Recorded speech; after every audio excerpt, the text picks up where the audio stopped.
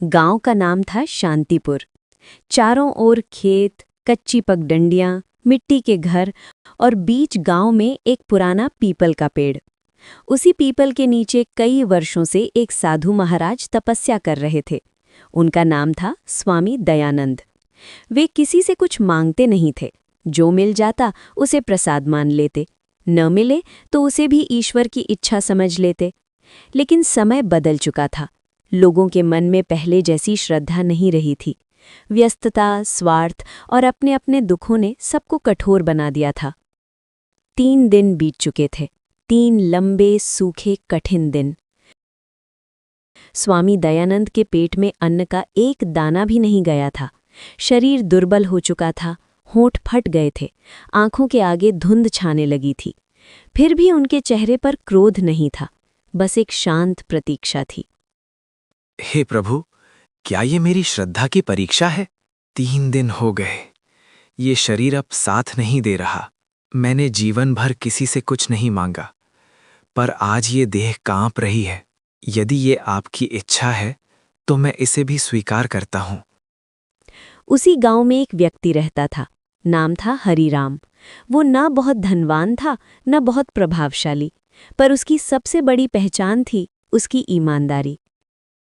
दिन भर खेत में मेहनत करता, शाम को जो मिलता उसी में संतोष कर लेता। उसकी पत्नी गौरी भी सरल स्वभाव की थी। घर में अभाव था, पर मन में शिकायत नहीं। उस दिन धूप बहुत तेज थी। हरिराम सुबह से खेत में हल चला रहा था।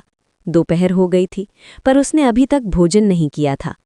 उसकी पत्नी ने एक छोटी पोटली में 2 सूखी रोटियां और थोड़ा सा नमक बांध दिया था। वही उसका दिन भर का सहारा था। सुनिए जी, आज घर में बस यही 2 रोटियां हैं। आप खेत में मेहनत करेंगे, कुछ तो खा लीजिएगा, मैं संभाल लूंगी।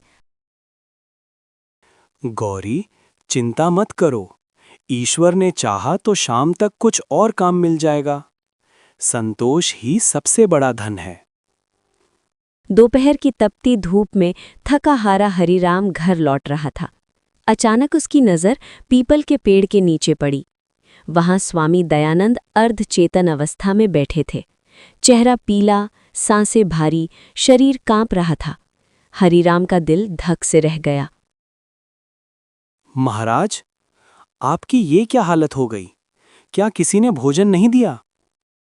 बेटा, 3 दिन हो गए, किसी से मांगना उचित नहीं समझा। सोचा प्रभु की इच्छा होगी, पर अब ये शरीर नहीं बेटा। हरिराम के हाथ में वही पोटली थी। उसने उसे कसकर पकड़ा। उसके मन में तूफान उठने लगा। अगर मैं ये दे दूं तो मैं क्या खाऊंगा? सुबह से भूखा हूं, घर में भी कुछ नहीं है। पर सामने एक भूखा साधु था, जिसकी सांसें धीमी हो रही थीं। उसका अंतरात्मा बोली, अगर आज तुमने मुंह मोड़ लिया तो सारी उम्र ये दृश्य तुम्हारा पीछा करेगा। महाराज, कृपया ये रोटी स्वीकार कीजिए। ये साधारण है, पर प्रेम से दी है। तुम भी तो भूखे हो, तुम्हारी आंखों में भी थकान है। महाराज, अगर मैंने ये खा लिया और आप भूखे रह गए तो ये निवाला मेरे गले में अटक जाएगा। मुझे सेवा का अवसर दीजिए। साधु महाराज ने कांपते हाथों से रोटी ली।